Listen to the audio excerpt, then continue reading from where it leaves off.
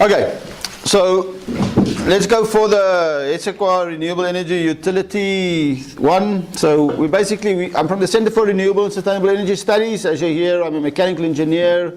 We are mainly funded by the Department of Science and Technology through a grant through the National Research Foundation. We also get a fair amount of support from Eskom, although this year they unilaterally decided to give us only about 1/3 of what they owe us because they are running out of cash.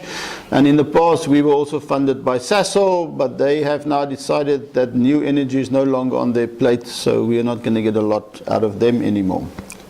So, and basically we work for most of our money. Okay, so this presentation deals about, what is an energy island?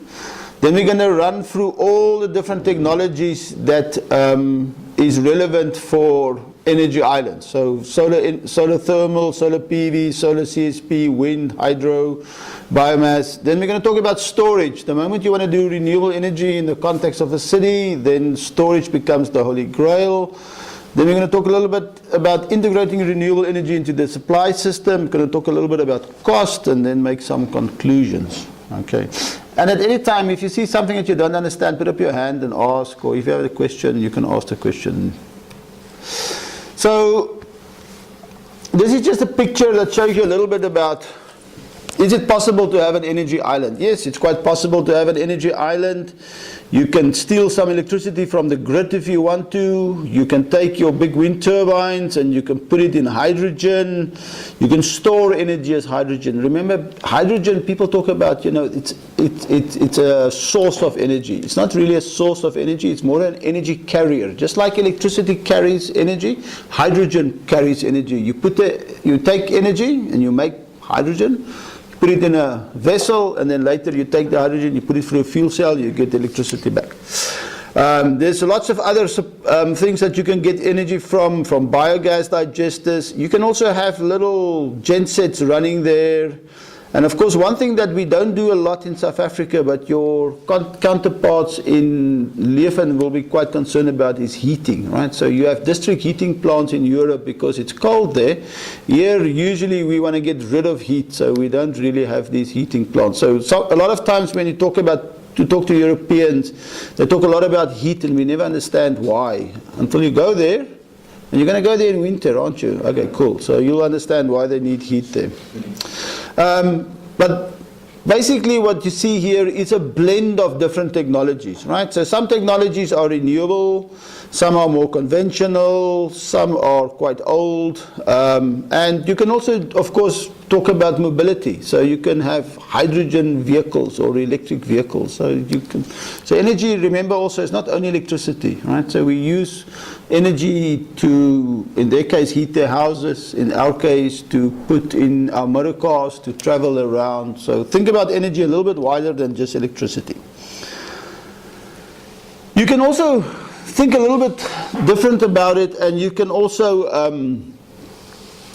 look at, can we generate more electricity than we actually use? And there's a little village called Wildpolsried in Germany, and they produce 4 times the energy they need. So they export 321% of the energy that they actually use, they export.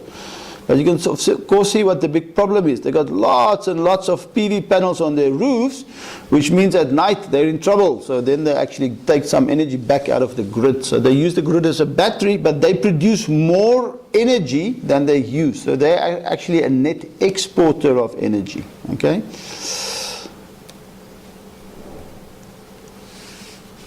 There really is an island. This is the little island. That's Denmark, that's Sweden, and it's probably a little small. Oh, maybe you can see it. And there's an island there. Even though it's close to Sweden, it belongs to Denmark, and it's called Bornholm. And they say they are the smartest, greenest grid around. And the way that it works is they have a bunch of wind, they have some biomass power plants, but they have this cable that connects them to Sweden, and there they get some nuclear energy from them to run them. And you can see that they've done a lot of work. They've got 28,000 customers. They've got 35 megawatts of wind, 16 megawatts of CHP, which is combined heat and power, mainly burning biomass, wood. Okay, 2 megawatts of PV because the sun doesn't shine there. They've got a biogas plant of 2 megawatts. They've got 5 district heating plants. They are trying to go 100% green, and it's easy to go 80%, well, it's easy to go 50% green on an island like this. It's fairly easy to go maybe 80%. That last 20% is really, really hard, which means it's really, really expensive. Okay, so they haven't cut this cable yet. So just understand that it's easy to say these things. It's a little bit more difficult to implement them, and you can do it. The technology is around, but the price is then what you have to take care of. Okay, so it's an energy island then means it's a combination of a lot of different resources. And with renewables, and I'll show you later, you have to actually, you cannot only do PV or only wind, you need all of them. So let's now look at all the different renewable technologies. So the first thing that you have to understand is that there are two different, what we call solar collectors, okay? So you have these bluish panels, which people call PV panels or photovoltaic modules. And what they do is they take energy out of sunlight and they convert it directly into electricity, okay? That's what these PV panels do. This is a thermal collector or a solar water heater. So this also takes energy out of the sunlight, but it takes the heat, the thermal energy, and it heats up water. So the output of this panel is hot water, and the output of these panels are electricity. Okay? So be careful when you talk about solar panels, whether you mean solar PV, which makes electricity, or solar water, or solar collector, or solar thermal collectors that makes hot water. Both of them in South Africa work absolutely fantastic, and you'll see later why they work fantastic. So, but just be sure that there's a difference. And now to confuse you just a little bit more, is that if you look at solar thermal collectors, the ones that make the hot water, you get flat plate collectors and you get evacuated tubes. Okay, it's just different technology. These mainly come from China. These we can actually make. There's a factory in Stellenbosch that makes these panels. Okay, these are much cheaper to make because you make thousands of them. This is a little bit more expensive. And then to confuse you even more, when you look at solar thermal collectors or solar water heaters, you get high pressure units and you get low pressure units. Okay, so if you travel in South Africa now, along townships, you'll see all these funny little things on the people's roofs. Okay, these are typically low pressure units. They usually have a little tank on the top, and inside that tank is a ball valve. You know what a ball valve is? Okay, next time, if you don't know what a ball valve is, next time you go to the toilet, lift the cover of that cistern at the back and look inside there. That's a ball valve. So it's just a floating valve that closes a little valve here, and as you use water, the water level falls, it opens the valve and it puts water in the tank. So the big difference is, of course, these are lower cost than that, but here you get no pressure out of your geyser. Okay, so when you go for a shower and you open the hot water and it's too hot, it's fine. You open the cold water, oops, it's cold all of a sudden, because it's difficult to mix low pressure and high pressure water, but it works. Okay, usually in the more upmarket areas, you'll put in a high pressure unit, and this unit normally doesn't have an electric element, so it only uses the sun. So if the sun doesn't shine, you don't have hot water. These units always have an electrical element as well with a timer, so if the sun didn't shine by 3 o'clock in the afternoon, the timer puts the electricity on, and you actually heat the water inside to have electricity. So when you get home at 5 o'clock, you do have hot water. Okay, if the sun didn't shine here and you used all the hot water the previous night or the morning before you went to work, when you come home, you will not have hot water. Here you will have hot water. Another technology that is not really renewable, but it's a good technology, is heat pumps. And the way that it works quickly is that if you have 1 unit of electrical energy and you put it into a geyser, right, a normal electric geyser, you get 1 unit of hot water out of it, or 1 let's call it 1 unit of hot water, okay? If you take electricity, 1 unit of electricity, and you run it through a heat pump, it can give you up to 3 units of hot water. So you see there's a multiplier there. It's a more effective way of heating water than just a normal, what we call resistive heater. So heat pumps are actually not that bad. And that machine up there, you see that aircon there? That's a heat pump, okay? So during the summer you use it to make cold inside here, which is the same as the fridge in your kitchen.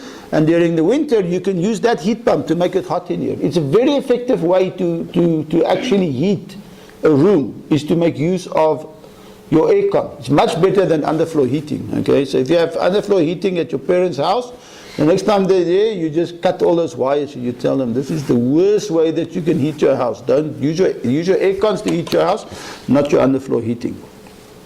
Okay. Coming back to photovoltaics, so you get rooftop photovoltaics. This is Valeria Wine Farm just up the road here. So you can see that they have put on a bunch of PV. You can put it on your house. What's nice about it, it's modular, right? So you can put a small system or a big system, okay? So you can put a 1 kilowatt system or a 5 kilowatt system or a 10 kilowatt or a 100 kilowatt or a 500 kilowatt, 1 megawatt. It generates electricity directly from the sun. It's established technology, and it had a dramatic reduction in price over the last 10 years, mainly because of not the Belgians, but the Germans. Okay, so the Germans had what we call feed-in tariffs, and you had a huge rollout of PV all over the world, especially in Europe and America and China, and that drove the price down considerably. So we have to thank the Germans for our low-cost photovoltaics. Here is a system which is quite large. It's a 500 kilowatt system at Lawrenceford. Okay, Lawrenceford, it's a wine farm just at Somerset West. And the only reason we show you this is because we helped them put this up. So it's a little bit of a, we feel quite happy that they are here. Here you can just see the accumulated supply. And you can see this is now 50,000 kilowatts, so that's 50 gigawatts, right? So this is in the world, so that's why it's really big. And you can just see this sort of exponential curve, right? I mean, of course, now these are projections, but you can really see how the installed capacity of photovoltaics really accelerated since 2003. You know, it just went absolutely fantastic. And even in South Africa, this is a 75 megawatt Kalkbult PV plant, and I'll tell you more about PV plants a little bit. But you can see these things are big. Those are people. It's really, really big facilities that generate electricity. And I'll show you some graphs later on that you can see it. Okay, unfortunately, this slide was built for Riversdale because this is where this is where Hesseco municipality is. But it just shows you how blessed we are with solar energy in South Africa, okay? And typically what this number here is that, have you heard about a unit of electricity is a kilowatt hour? When you go buy prepaid electricity, right, you buy a unit. How much is a unit, do you know? How much do you pay in Stellenbosch for your prepaid units or your prepaid kilowatt hours? Yes, you know? Nobody knows. It's like 150 a unit. Yeah, 150 or something like that. You should know that, okay? You see, you are bad consumers. You consume electricity. You don't even know how much you are consuming and how much you pay for this. So you shouldn't be like that. You should know that. The price also changes during the month. The price changes during the month? Yeah. How is that possible? Explain that to me. We usually pay about 50% for the first 2 weeks of the month, and then after the 15th we pay almost 2 rand a unit. Yeah, because you use too much, huh? So that's the way that they want you to use this. But in any case, the one point I want to make here is that in a country like South Africa, for 1 kilowatt peak, that's what we say an installed panel is, 1 kilowatt panel, right? You can get, in Kimberley, 1,854 kilowatt hours out of that. That's the energy you get. And you can multiply that now by 150 if you want. And what will that be? That will be about 2,700 rands worth of electricity you'll get out of one panel. Okay. Pretoria a little bit less, I'll get to you now. Riversdale and Stellenbosch is about the same. It'll probably be about the same. Yes? I actually answered my question in my head. Okay. All right, so, but Ask the question what they know. yeah, tell them what your question was. No, I was going to ask, but I saw it's because you based it on kilowatt. What is that peak? So that's the panel's rating, okay? So this panel, when it gets the most sunlight that it can get, it will give you 1 kilowatt. That's a power, remember, you're an engineer. That's the power, and this is energy, okay? So those are like joules, for those who know power is joules. A kilowatt hour, you can convert it to some joules if you want. I can't remember what the conversion is. So that's energy, that's power. Okay, but what this really tells us, which is very interesting and very unique, especially with PV, is that if you can come to us or go to the internet or wherever, right, and you can go work out exactly how much energy you will get for your panel when you install it, which is very important. Because when you go and design a smart city with PV, you first need to know how much it's going to cost you, and then how much are you going to get back on that investment, okay? And with PV, you can actually predict that into the future really well, okay? Wind's a little bit more difficult, but PV you can. You get some very good maps or databases that tell you how to do this.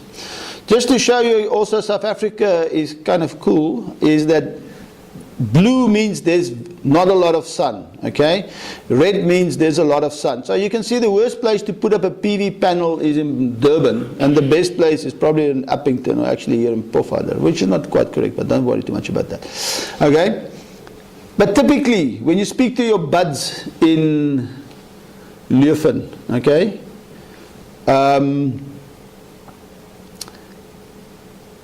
in Europe, Leuven, Germany, they typically have 100 sunny days a year, okay? Remember, there are 365 sunny days, 365 days in a year. In Durban, we have 200 sunny days, right? So twice the sun they have in. So the worst place in South Africa to put it already is double the best places in Germany. And here we have over 300 sunny days, okay? 3 times better. Which is very important, I'll get to you now. It's very important, which means that for the same panel that they put up in Leuven, you'll get double the income in Durban and 3 times the income in Kimberley or Uppington. Yes? How does the minimum radiation or the radiation of Durban compare with in Germany? It's double.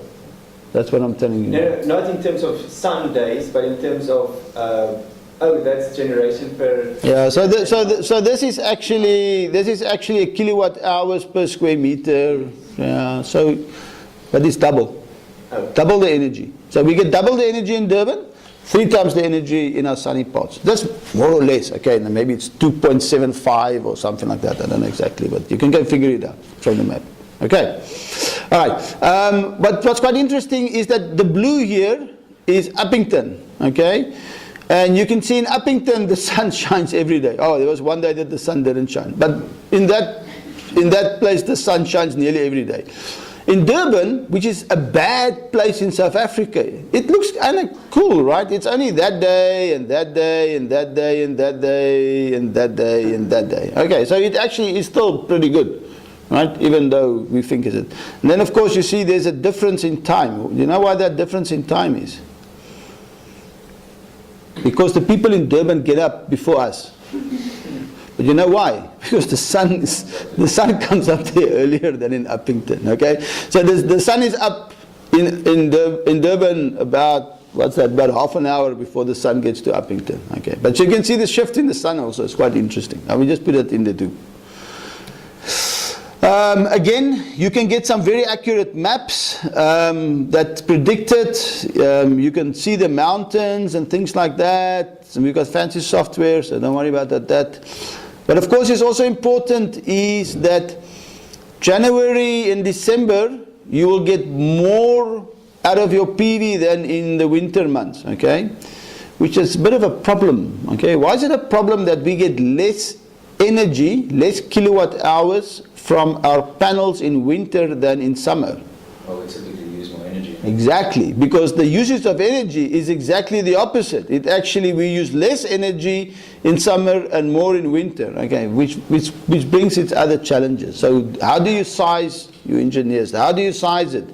Do you size it for the summer or you size it for the winter? If you size it for the winter, you're going to have way too much electricity in the summer, okay? If you size it for the summer, you're going to have not enough electricity in the winter. So it's not easy, okay? But what's nice about it, you can actually predict that. So that's quite important. Okay, this is not really important for you, so I'll just bump over that. Here is that problem, okay? Well, there's the other problem also. So when do you generate the electricity? Well, you generate the electricity during the day. When do you use the electricity? Well, you use it in the evening when you come home, and you use it at night, and you use it in the morning when you get up. But during the day, you're at work or at university or at school or wherever, and you don't use a lot of electricity. So you see that there's a lot of electricity from the PV at night, but you use it during the day. Now you can shift some of this load. Okay, give me an example at your houses. How can you shift some of your load from the evening to the day? Give me an example. Geyser. You can time your geyser, okay? You can tell your geyser you can only get electricity from 10 o'clock in the morning till 3 o'clock in the afternoon.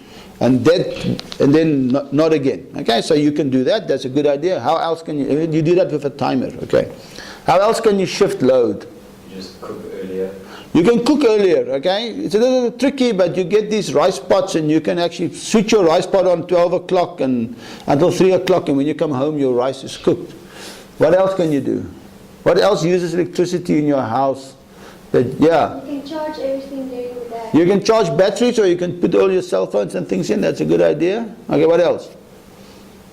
Okay, you don't have so many of this, I hope. Okay, but if you have a dishwasher or a washing machine, you can, before you go to work, you can put all the plates and all the dishes and all the dirty clothes in, but you can say to your dishwasher, okay, you have to have a fancy dishwasher, I agree. But you can tell your dishwasher, don't switch on until 11 o'clock, because then we will have electricity in the house, and then you can do it. Okay, so you can shift the load by putting timers and some intelligence into your appliances. But you guys are supposed to design a what? A dumb city or a smart city?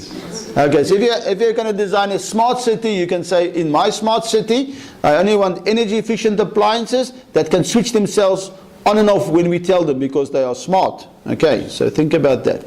But it is a problem, okay? It is a problem. Who does not have this problem? Who does not have this problem? A mall, right? The waterfront doesn't have this problem, okay? Stad Mall doesn't have this problem. Some office buildings don't have this problem, okay? Because when you're not at home, where are you? You are shopping, or you are studying, or you are working, and so you are at a place of work. So a mall is a fantastic client for a PV, right? Because even in the middle of flipping the summer holidays, between Christmas and New Year, when the university is shut down and we don't use any electricity here, where are you guys? You are in the malls, right? You are spending your money in the malls, and the aircons are humming and the fridges are being opened, so there's a lot of stuff. So malls are fantastic. Office buildings are also nice because you are there, but they have this problem over Saturdays and Sundays when they are not used. Of course, then you're back in the mall, so the mall still likes you. And hospitals also have a bit of a problem like this. So industry has a bit of a problem over Saturdays and Sundays and stuff like that. But they are much better than your house, okay? Because they use electricity during the day. So of course the trick is, what do, right? So you take the PV, and during the day when you don't use a lot, you put it in the battery, so you can actually store it in the battery, and then you can use electricity from the battery during the daytime.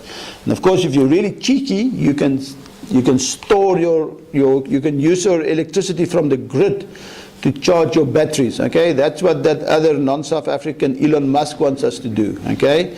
So he wants us to put batteries on our walls, and they call them power walls, and then he wants to take electricity from the grid when it's cheap and put it in his battery, and then when you have to pay R2.65 for your electricity in Stellenbosch, you use the electricity from the wall, okay? So you do load shifting.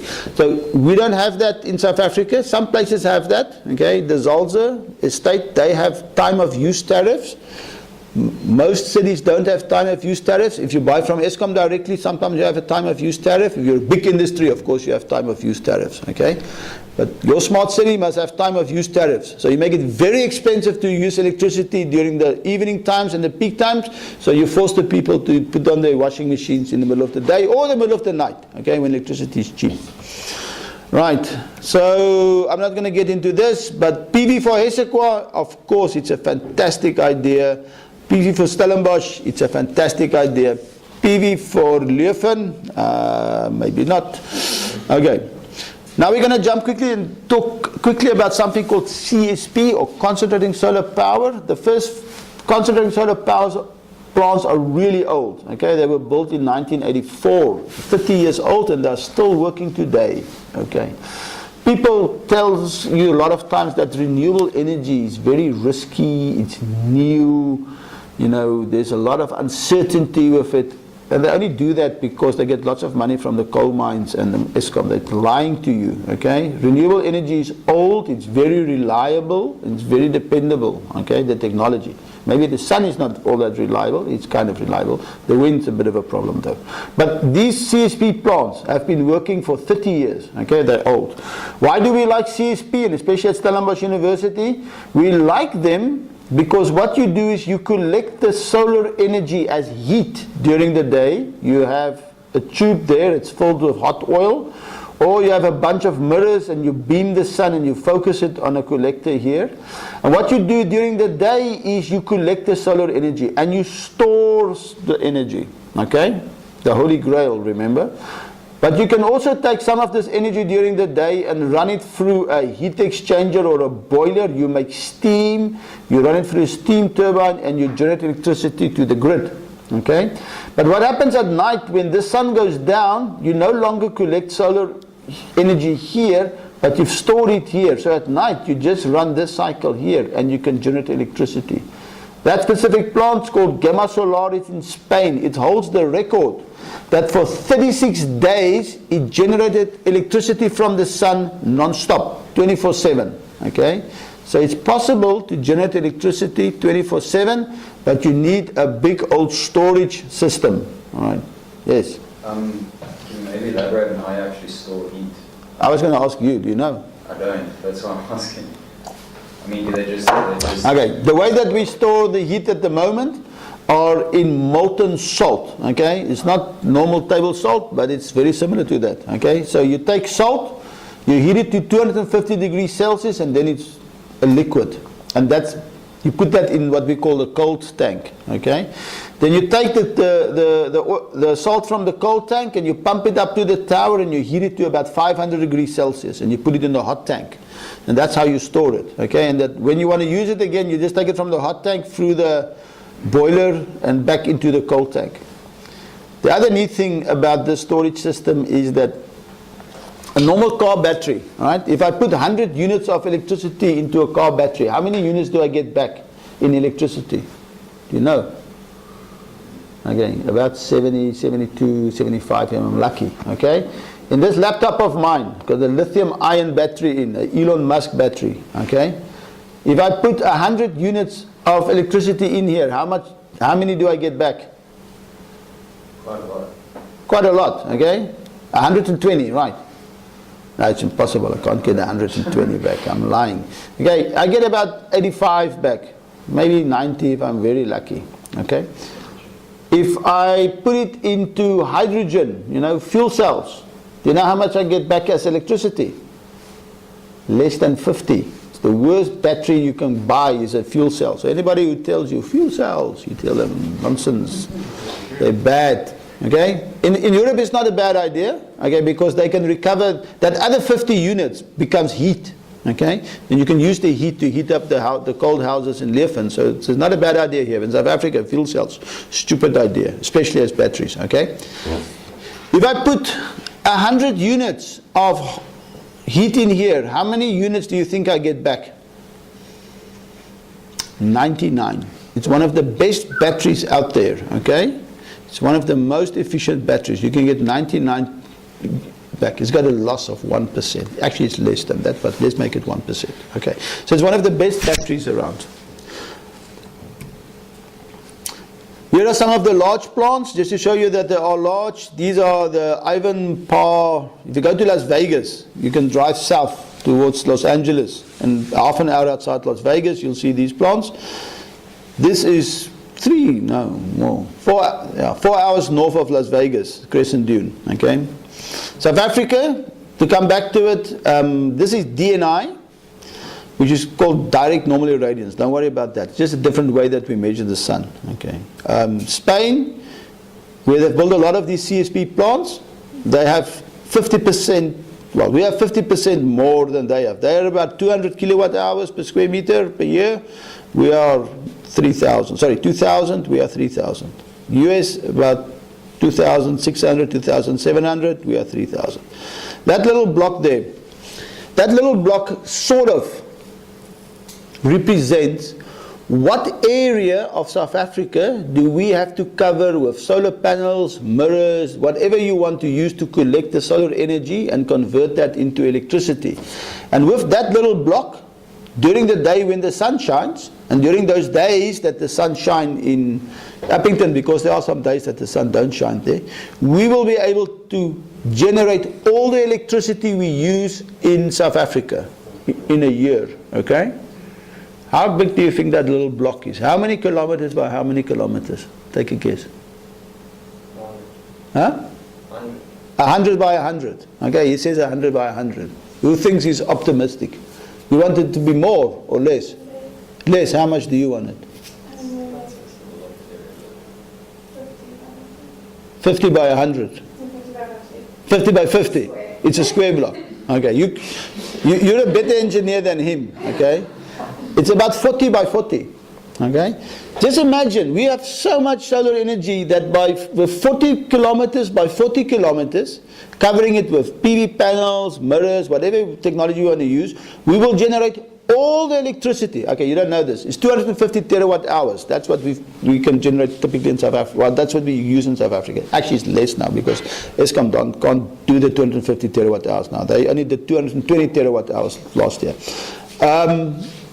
We can generate all the electricity. Will we ever do that? No, because it's a very stupid idea. If the cloud goes over Appington, the whole country shuts down.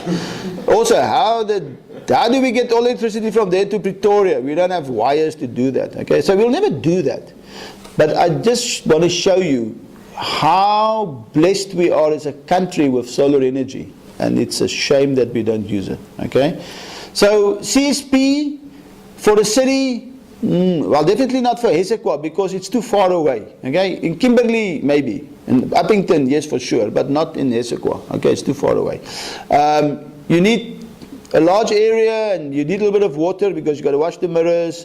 So for a city, well, depending on where you're going to build your city. If you're going to build it in Northern Cape, go for it. If you're going to build it in Stellenbosch, yeah, maybe not. If you're going to build it in Durban, no ways. Okay, wind energy. Okay, any questions on CSP? It's kind of new for people sometimes. If they can do it in Spain, why can't we do it in Stellenbosch? We are doing it. We can, but we would because it's utility scale. You'd rather build it in Appington and bring it by wire down here. Okay, so you lose about maybe 5% on the wires, but if you build it here, you lose like 30%. Okay, because you have less sun here, less DNI. If they can do it, then well, they only could do it because there was feed-in tariffs here. We'll get to the money later. Okay, so it's all about, yeah. You can do it anywhere if you got enough money. Okay, wind. So this is what we call a vertical axis wind turbine. That's what we call a horizontal axis turbine. That is just something to measure the wind with. Okay. you'll see that most wind turbines, even the smaller ones, they all look like this, okay? It's got a big tower, it's got a big machine, it's got 3 blades, and it turns and generates electricity. So the technology has what we call converged, okay? So you don't have to wonder what to buy. Don't buy that stuff, it's stupid, okay? Buy something that looks like the others that people have built. Like, I mean, do you have cars, right? Who's got a car with 3 wheels? Okay? Why don't we have cars with 3 wheels? We'll save lots of money. We'll have less punctures. We'll have lower rolling resistance. There's a lot of advantage to having a car with 3 wheels. Why don't we have a cars with 3 wheels? Because they fall over. Okay? It's a stupid idea. They fall over. They're not stable. So that's why we have car with 4 wheels. The technology has converged. That's why we have turbines with 3 blades. Well, wind turbines with 3 blades, because the technology has converged. Okay? What is the vertical axis? What is the disadvantage to that? Well, the first, it's a little bit technical, but the one thing that happens is that if you look at the wind profile, can I draw here? You don't have pens. There's pens. Can I draw with this on this? Yeah, I can. Okay, so if you look at the wind profile, right, so this is velocity, and this is land, earth. You'll see it looks like that, okay? So if the wind blows here, it blows a lot more up there. So that's why you don't, so you really want to put your wind turbine here, with its blades here, and make use of the wind here. So a vertical axis turbine works there, but there's no real wind there, so it's stupid. Well, besides, it's more expensive and a bunch of other reasons as well. But the main reason is because of the profile of the wind. Okay, again,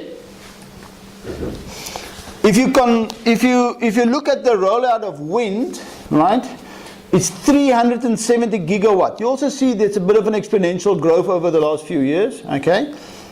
It's 3 times PV. So it's a much bigger industry worldwide than photovoltaics. And we said photovoltaics is really took off, but wind is even more than that, okay? 3 times, right? So there's lots and lots of wind out there. Lots in Germany, Denmark, China, and now in the US as well. Big markets. So this is a Jeffreys Bay wind farm. If you haven't seen it, you must go there. It's good surfing. And yeah, watch out for the sharks. But remember that shark's not really been there, he's gone, so now you're fine. But this is one of our IPP projects in South Africa, and you should be proud of it, because this wind farm, there are 2 unique things you should remember about this wind farm, besides that it's at Jeffreys Bay. The one thing is that it came online on exactly the date the contract said it should come online, okay? So you know that at least 1 or 2 other little power stations we're building in the country are a little bit late, okay? One's called Medupi, one is called Kusile, and the one that you should also know about is called Ingula, okay? That's a pump storage. Ingula is like 3 years late. Medupi is like 2 years late. Kusile is probably only a year and a half late, okay? This one came in on the date. The other interesting thing is that they worked 1.5 million hours, man hours on this project, right? So it's a lot of people that worked on that project. They didn't have 1 reportable injury on that whole project. Isn't that fantastic? So this is what happens when private industry builds, okay? They build on time, on budget, and they make it work. You need to measure the wind. Even if you want to go and build a little city with a little turbine, it's good to have it. You can find out the wind from the South African Weather Services. Harbours and airports have it. Eskom has got some data, Agricultural Research Council, or you can buy some model data, right? So if you want to look at wind for your city, you've got to know where you're going to be your city. First check if there's wind, okay? I grew up in Pretoria, right? Pretoria is known. Who else comes from Pretoria here? Okay, what do you know? What's the most famous thing in Pretoria? Huh? No. Pretoria is the most famous for that it's the least windiest city in the world. Okay? There's no wind in Pretoria. Alright. But Cape Town is not too bad. Durban is so-so. Right? So wherever you want to build your city, think about whether there's wind there or not. Here are just, if you can see the windy parts, is normally along the coast, but also here in the Karoo. There's lots of wind in the Karoo. Those are just the large projects. So again, for SU-KU and for your city, it's not a bad idea if you have wind, and small wind turbines could be installed. Okay. So, what causes wind? Like, what causes it to be in some parts? That's a very good question. Where does wind energy come from? The sun. The sun. Why? You're correct. Why? Warm. Yeah? Warm. Left side. Okay, so what happens is the sun heats certain parts of the earth more than other parts. Okay? Hot air. No, cold air falls, so it pushes the hot air up. But the hot air becomes less dense, so it wants to go somewhere, right? And now you have hot air here, and you have cold air here, so the hot air wants to go where the cold air is, and the cold air wants to go where the hot air is, and then what happens? You get air motion, you can go into Coriolis forces and a bunch of stuff, but eventually it's air movement because of solar energy. And if you're really interested in it, what's even more fascinating is that waves, the big ones, are caused by wind. So the waves is also just another form of solar energy. And what's nice about it is every time it goes from solar to wind to waves, it gets more concentrated. So it's a little bit easier to harvest it as well. Okay, that's a bit technical. Right, hydro, right? So there's hydroelectricity is one of the oldest forms of electricity, right? The very first power stations in South Africa were hydropower stations, right? Who comes from Mpumalanga, right? So if you come from Mpumalanga, then there were mines there in Pilgrim's Rest. They had some of the oldest power stations. Even in Cape Town, the first power station was a hydropower station. Harip Dam, we have some, but South Africa don't have a lot of hydro. Why? Because we have no water, all right? So there's not a lot of water, but we have some, a little bit. But you can also have little small ones. You don't have to only have big ones. You can have little small water turbines as well. So normally environmentally conscious people hate hydro. Why is that? Why? It's a renewable energy resource. Why do people believing in sustainability hate hydro? Dams absolutely wreck. Yeah. You build a Free Gorges Dam, you displace a few million people, if I remember correctly. So they're bad. So what you want to do is you want to do what's called run of river. So you can just dam the river, just hold the river a little bit and then use the water and let it continue. You don't want to build big dams. Okay? So it's possible to do run of river, but then you don't have a big drop. So that becomes a little bit important. And then, of course, we also use hydro schemes as batteries. Okay, we've got two big water batteries close to us here. Where are they? Steenbras belongs to the city of Cape Town, and Palmiet, okay, belongs to Eskom. So you have a lower dam and a higher dam. And when you have excess electricity, like in the middle of the night, you pump the water from the lower dam up to the higher dam. Okay, and then when you need it, like right now Palmiet is humming, because they need that electricity. You let the water run down again and you generate electricity. It's not a bad battery. You get about 80%, 85% of the energy back. It's actually one of the better batteries to build. And is that. Who lives in Cape Town? Nobody. Do you know that Cape Town don't have any load shedding when we are in load stage 1? Why? Because they use Steenbras. They made a deal with Eskom and says, you tell us when we are in load stage 1, we'll start up Steenbras, you don't load shed us. And when we go into load shed stage 2 here, they only go into load stage 1 in Cape Town. So they have less. Okay.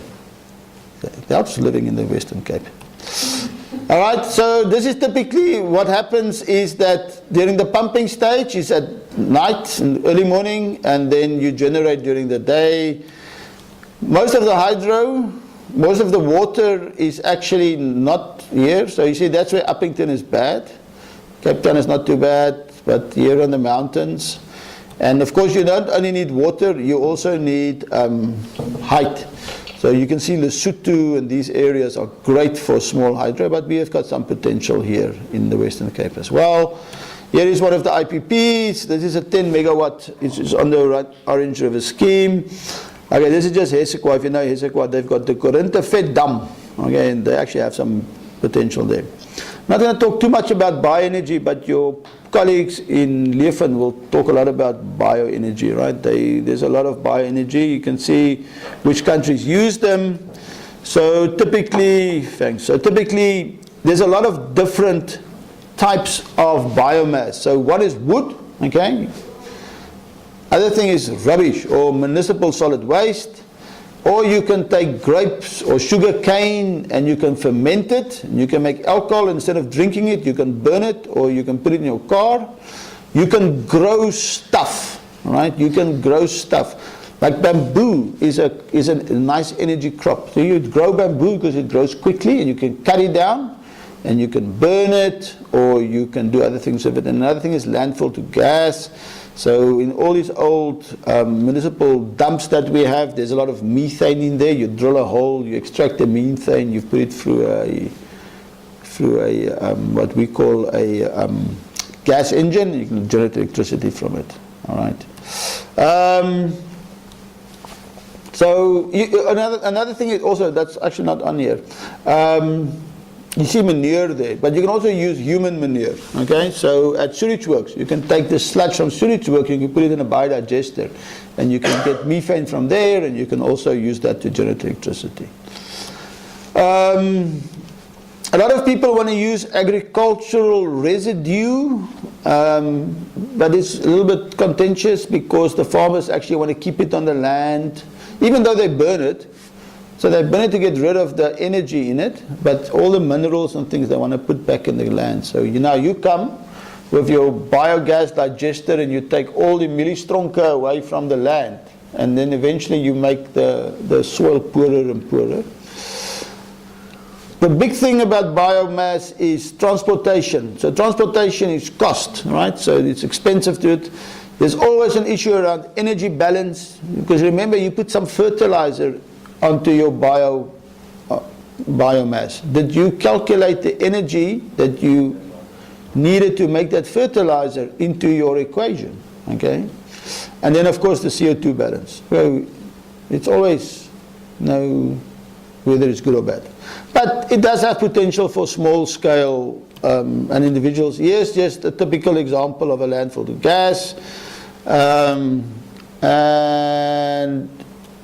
here is a bigger one. Okay, suitable, not correctly spelled there. So if you have a new city, right, you can think about what do you do with your municipal solid waste, right? If you're a good citizen, what do? You reduce, reuse, and then recycle. When you recycle, you take all the paper and the plastics out of the waste stream, okay? That's the high energy stuff. So all the stuff that you leave there are actually the nasty stuff that you probably don't want to burn. Or you leave organics, right? Like the rest, your skille and your pompoenpitte and all those things, right? But that you can use to make compost with. So if you run a very lean and mean city, you don't actually have a lot of waste to burn. So be careful about people that want to sell you waste to energy projects, okay?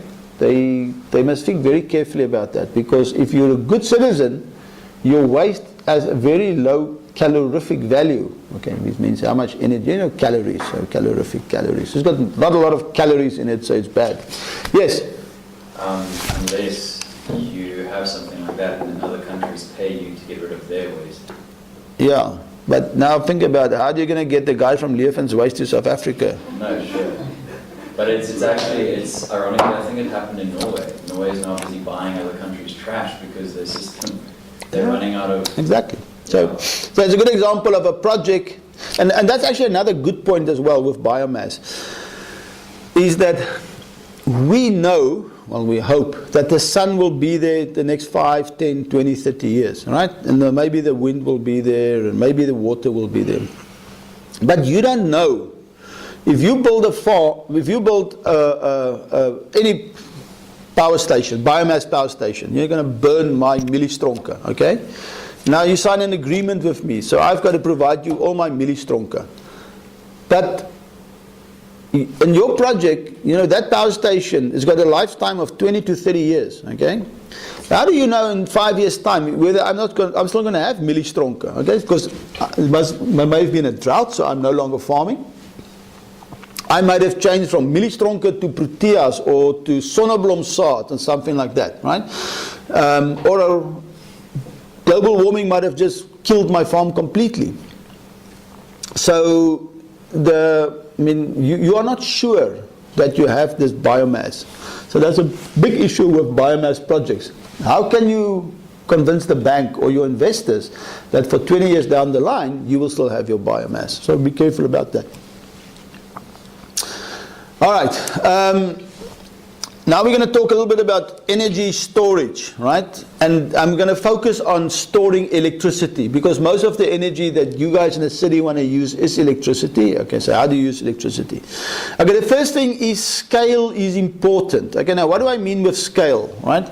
There's a battery in here. Used to be a pretty good battery. It's pretty lousy now. So if you want to pay me, you can buy me a new cell phone. Okay. But this one stores watts and watt hours, okay? Small. In your house, you typically use, how many kilowatts do you use in your house? Do you have a feel for that? I'll give you a hint. Your kettle is 2.5 kilowatts approximately. Your TV is about 1 kilowatt. So what is the most kilowatts you need in your house? 5 to 10 kilowatts. That will drive you enough, right? How many kilowatt hours do you need in your house? Do you know? Okay. Per day, yeah. Okay, if you're a good person, about 10, it means you're about 300 kilowatt hours. That is very good, okay? Remember, poor people, we give 50 kilowatt hours a month.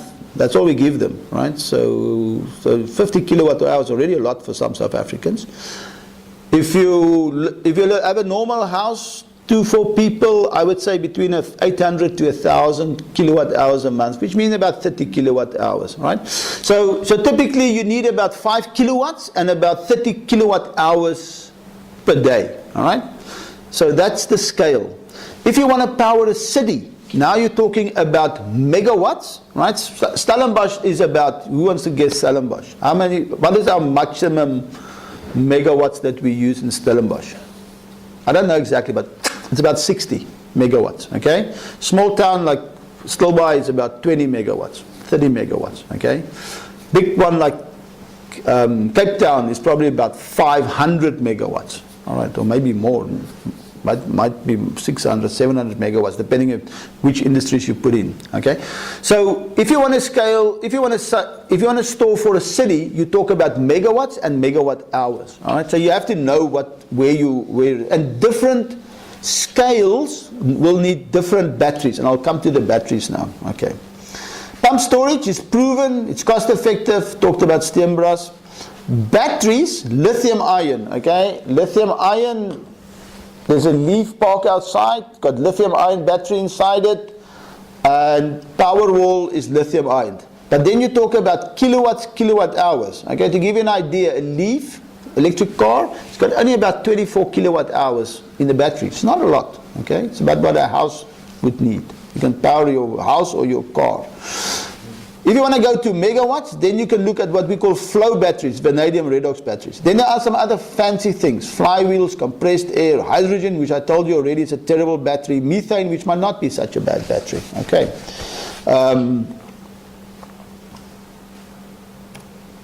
Right, talk quickly, large, at scale, Tesla, right? You know Tesla, Elon Musk?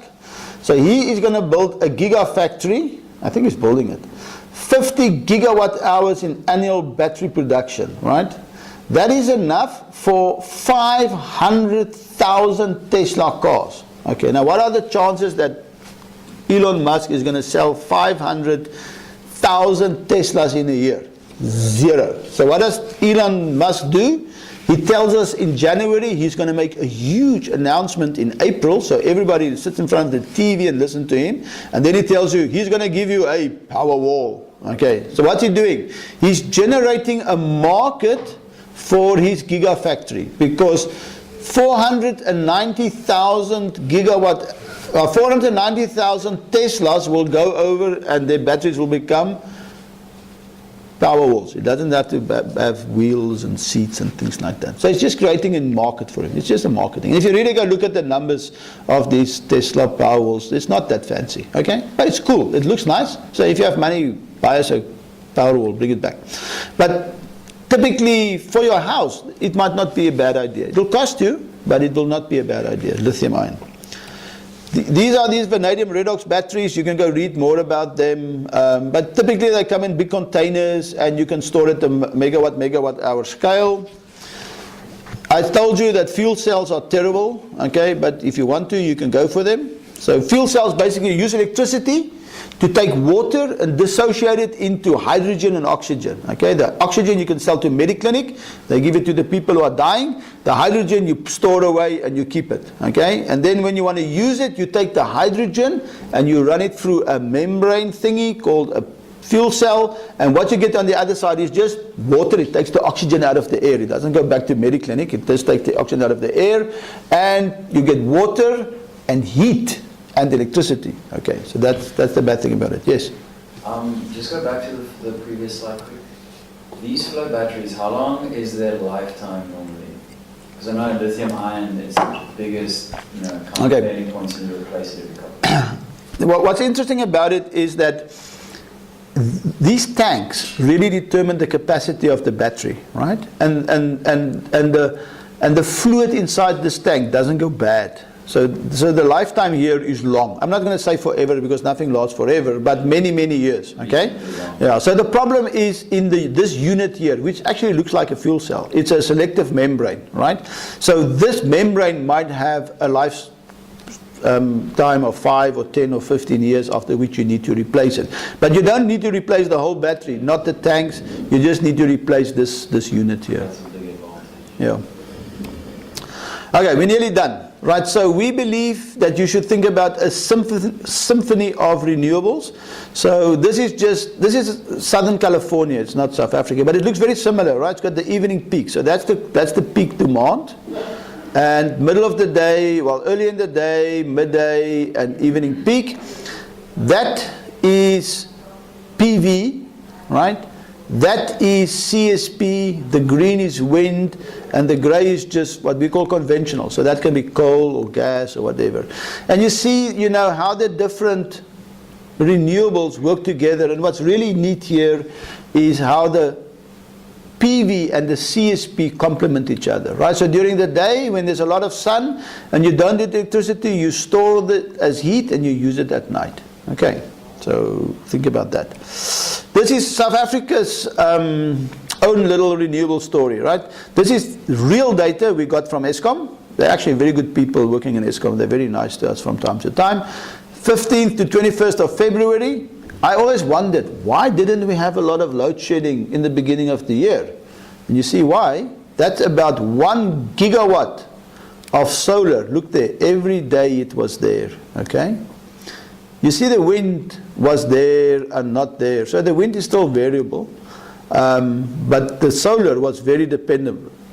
Okay, but now it's winter, so what happens now? So in winter, okay, now solar is yellow, blue is wind. You can see there's more wind, but there are still some days when there's virtually no wind, okay? And you see the solar is much less, okay? And now these peaks here are being serviced by these open cycle gas turbines burning diesel. So how much does it cost? Solar water heaters, if you don't have one, go buy one. A low pressure unit will run you 4,000 to 7,000 rand. A high pressure unit will run you 15 to 35,000 rand, and a heat pump, which I showed you, is also more or less in that same ballpark figure. Okay, but it is something that will pay back for it quite nicely, and especially in a town like Stellenbosch, where there's a lot of sun and electricity is fairly expensive. Rooftop PV, it depends on the technology. For small systems, it typically will cost you between 18 and 24 rand per watt peak. So for the electrical engineers, that includes the panel and the inverter. Okay, no batteries. So typically, 1 kilowatt system will cost you 18,000 rand, between 18 and 24,000. That's installed. All right. for the rest of you, how much does it cost me in electricity charge? So it's from 86 cents to R1.11 a kilowatt hour. You pay, she left now, she pays R2.50 for her kilowatt hours from Stellenbosch, okay? It's much cheaper for her to actually put a PV panel on. But there's a catch. What's the catch? There's no storage here, okay? So you should use it during the day. Large systems, when it gets big, 500 kilowatt to a megawatt, you can drive the price down to 15 to 18 rand. Electricity costs 76 cents to 86 cents. So it's really, really, really cost effective. So that's why the V&A Waterfront is putting 1.7 megawatts of PV on their roofs.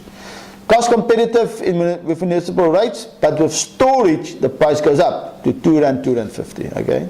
So maybe it does make sense for her to put it up if she's really paying R2.50. Wind energy, it depends on it, on the cost. Small installations are typically 40 rand per watt peak, which is double PV, which is quite expensive, okay? And you can see that the LCOE comes out at 5 rand kilowatt hour, which is very, very expensive. A little bit bigger, not utility scale yet, you can get down to 2 rand a kilowatt hour. But, yep. during the last round of IPP... I'm going to speak to that now. Yeah, but remember this is 300 kilowatts, okay? So I'm not at the megawatt scale yet. The only other thing I can see where that this doesn't factor into is turbines have moving parts need maintenance. Sure. Where PV panels kind of don't have as much. Yeah, but PV panels, for you electrical engineers, after 10 years you have to replace the inverters. Those power electronics, typically after 10 years you have to replace them. But the numbers, these numbers here, those numbers, those LCE numbers, they include maintenance. All right.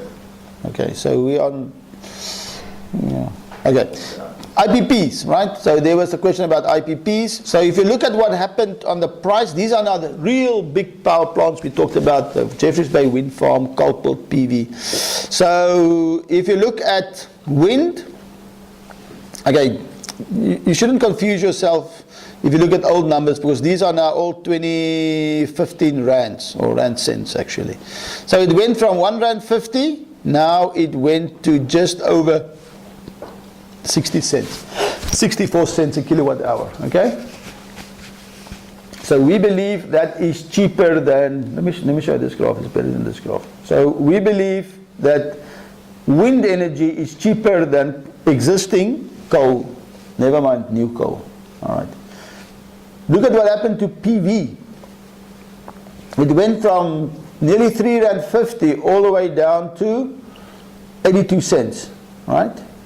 CSP is the only one that actually still stayed a little bit up there, because what happened is, although these tariffs look low, they get 2.7 times the tariff from 5 till 10 p.m. because that's when we have the peak, and then the price goes up to over R4.50.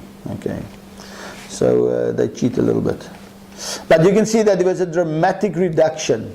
And this again is what happens when private industry comes in, okay? So it's a bidding process.